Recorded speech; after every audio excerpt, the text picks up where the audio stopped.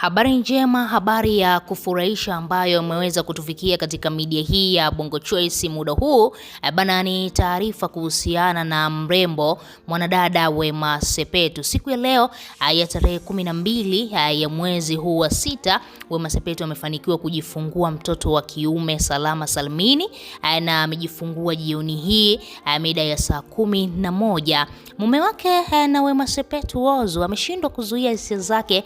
Bana, ameweza kuzungumza kwa furaha kubwa, anayo furaha kubwa, na sasa hivi anakuambia hebu mumuite baba wa taifa basi, kwa sababu amefanikiwa kwa asilimia kubwa sana. Wanaume wangapi walikuwa na Wema Sepetu wakamwacha kwa sababu ya hilo tatizo la mimba zake kuharibika mara kwa mara, lakini Whozu amekuwa ni mwanaume wa kwanza ambaye amefanikiwa kumvumilia Wema Sepetu na kuangalia wapi ambapo tatizo lipo, wakatatua kwa pamoja mpaka kufikia hivi leo Wema Sepetu anapakata mtoto wake. Tunaweza kusema mashallah, Wema Sepetu ameweza kuvumilia kwa asilimia kubwa sana. Maneno yalikuwa ni mengi sana mitandaoni. Wema Sepetu ametupiwa maneno mengi sana, mabaya magumu ameyabeba, lakini mwisho wa siku Mwenyezi Mungu ameweza kumheshimisha akiwa na miaka 35. Bado hajachelewa. Wema anaweza akapata mtoto wa pili, wa tatu, wa nne, mpaka idadi yake yeye mwenyewe atakaposema imetosha, kwa sababu tayari Mwenyezi Mungu ameamua kumfungulia njia.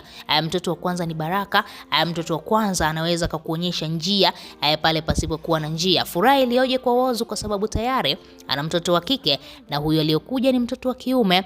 Furaha yake ni kubwa sana. Tujajua mtoto huyo atapewa jina gani, Wema Sepetu atamuitaje, lakini pia bado hatujafahamu jambo gani ambalo linaendelea hapo hospitalini. Endelea kubaki nasi katika media hii ya Bongo Choice kwenda kukuangazia kila kitu ambacho kitatokea na kitajiri kuhusiana na taarifa hizi njema za mrembo Wema Sepetu. Tuachie maoni yako, lakini pia usisahau kubonyeza maandishi mekundu yaliyoandikwa neno subscribe.